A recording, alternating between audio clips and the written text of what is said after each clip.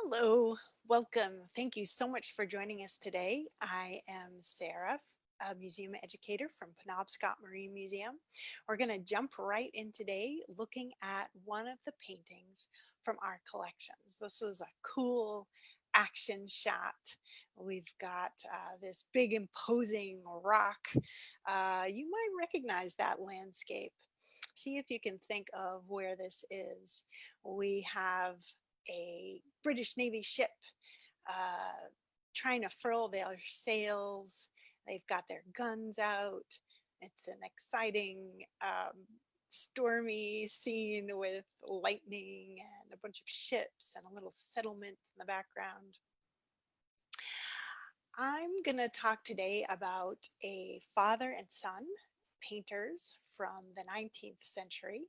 I'm going to be talking about two sisters, both royalty from the 18th century. And I'm going to be talking about a Muslim commander from 1,000 years before that. All of these people are connected to this place. Have you thought of it yet? This is Gibraltar, an imposing high-peaked peninsula with a dense settlement on the western shore. You can see that in this map right here, where the people are. It juts out into the Strait of Gibraltar, which connects the Mediterranean Sea and the Atlantic. The strait is narrow enough that you can see the coast of Africa if you stand on the Rock of Gibraltar. It's only about 9 miles across. The peninsula extends out from the country of Spain, but it is British. How did that happen? Great question. Let's look into it. So going back to the ancient history of Gibraltar, Phoenicians, Carthaginians, Romans, all of them recognized the strategic advantage that this rock has. It's right at the mouth of the Mediterranean. And so you can control trade that comes through the strait. And so all of those groups of people were all on Gibraltar. Tariq ibn Ziyad of the Umayyad Caliphate, he used Gibraltar as an entry point and conquers all of the Iberian Peninsula between the year 711 and the year 718. So this is about the same time as Vikings are attacking Britain, just to give you some context. So the whole of Iberia was under Islamic rule for the next 5 centuries. And Gibraltar still bears the name of Tariq. Gibraltar is a Spanish pronunciation of Jabal Tariq, which is Arabic for the mountain of Tariq. So how does it become British? We have to sort of go quickly into some British history to get there. England, France, and Spain were all fighting with each other for control over sea traffic and trade. In particular, from 1689 to 1815, there was almost continuous conflict between Britain and France. Among other things, Britain wants access to the Mediterranean Sea. So here is the two sisters that I mentioned earlier. This is Anne and Mary. When they are little girls, their Uncle Charles II was King of England. And here they are with their mom, Anne Hyde. So little Anne here in the center of the painting, when she's a little girl, she has a lot of health issues, and she's sent to live with her grandma, Queen Henrietta Maria, in France. Anne lives with her for just a couple of years, and then her grandmother dies. Anne is sent to an aunt. The aunt dies, and Anne is sent back home to mom. And then mom dies when Anne is 6 years old. So tough beginning for little Anne. As they grow older, um, they are Mary is third in line or second in line. So their dad, James, is first in line to the throne. Mary, being the eldest child, is second in line. Anne is third in line. And their first cousin, um, William, William van Oranje, he's in the Netherlands. He's the fourth in line. So there's an arranged marriage between Mary and William. When Mary finds out about it, she cries for an entire day. But we hear later they seem to be pretty devoted to each other. Uncle Charles dies, and their dad, James, becomes king, but no one likes him because he's Catholic, and the majority of England at that time is Protestant.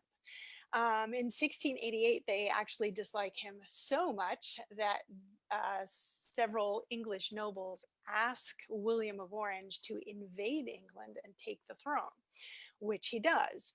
So Mary and William become king and queen of England. So back to Mary.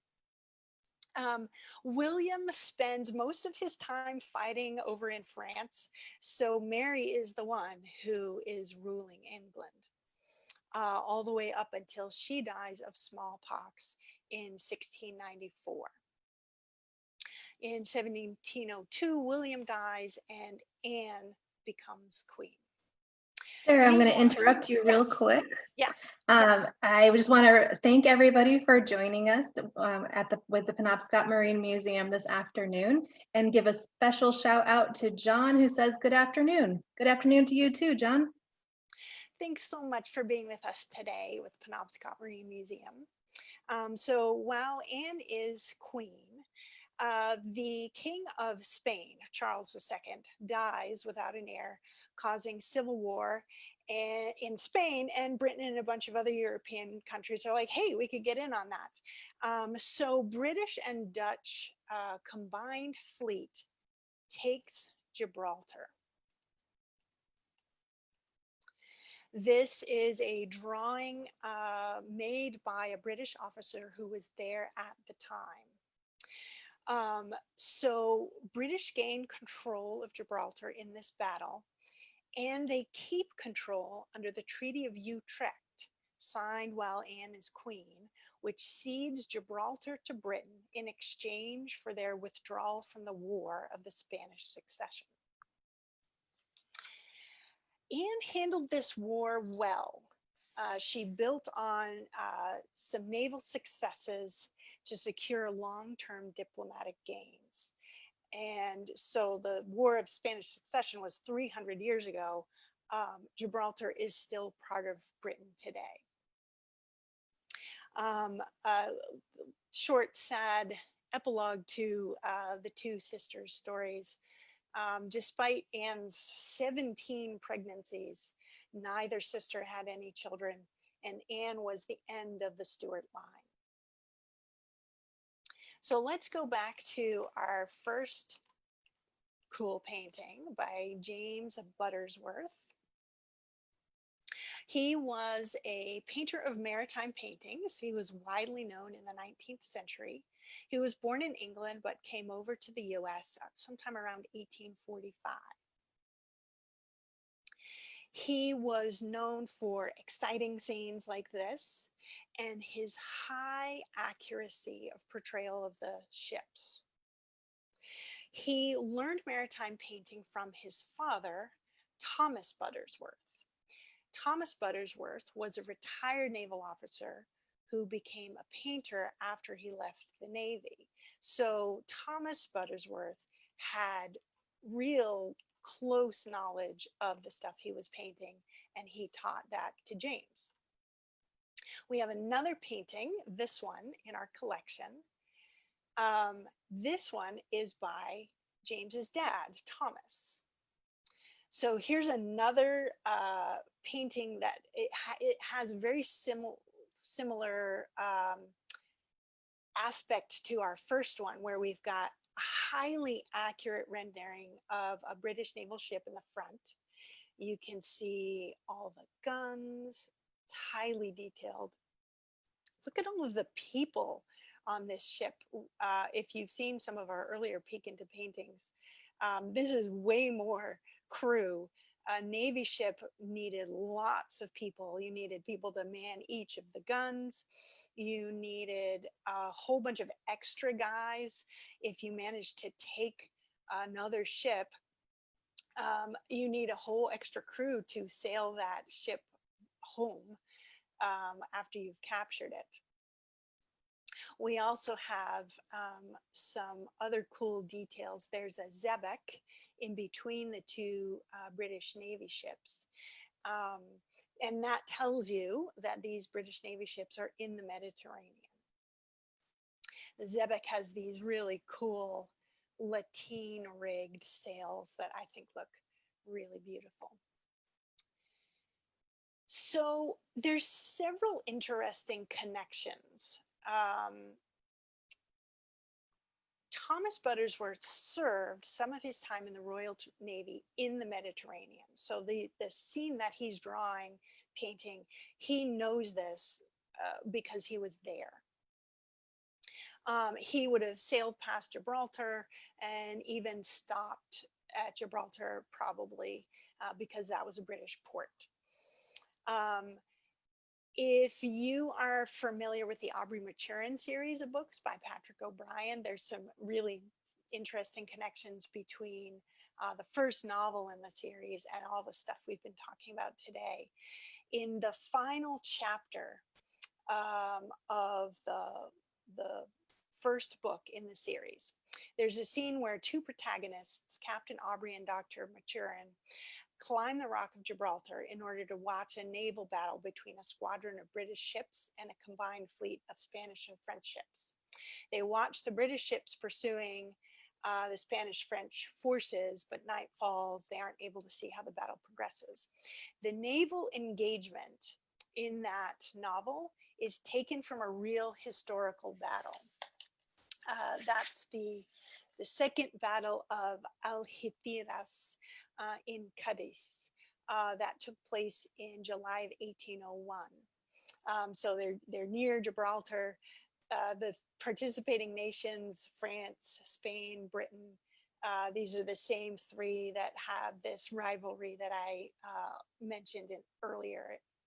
And there's another interesting little link with the Patrick O'Brian books to Thomas Buttersworth, the painter of this painting that we're looking at right now. Real life Navy officer at the time. So he was stationed, Thomas Buttersworth was stationed in Minorca. At the time, this was a British naval base. He was there in 1800. And the British naval port of Minorca in the year 1800 is the setting for the opening chapters of the first book of the Patrick O'Brian's Aubrey Maturin series. So his firsthand experience of the war and naval ties ties in neatly to the popular fictional depictions of war and naval life in that era. Sarah, So, I want to yes. read some comments that we're getting. We have a really nice audience with us today, and we really appreciate you joining us. We're glad that Maria and Elizabeth made it to join us. And John says he's really enjoying the tremendous detail in our paintings, and Priscilla also thinks our paintings are beautiful, and we love the opportunity to share them. And Ruda says, hi, Sarah. So hello. If you have any questions, please write them in the comments section on the Facebook Live. We'd love to answer questions, and we'd love to hear your comments. Oh, here's a question we have from Priscilla. Were the ships really that close when they fought? It depended, but yes, they could be. So they needed to be close enough that the guns could reach. And so that's the main thing that's happening is they're trying to maneuver into position so the guns can fire. You can't open those gun ports while the ship is turning, or you're gonna get a whole bunch of water into your ship.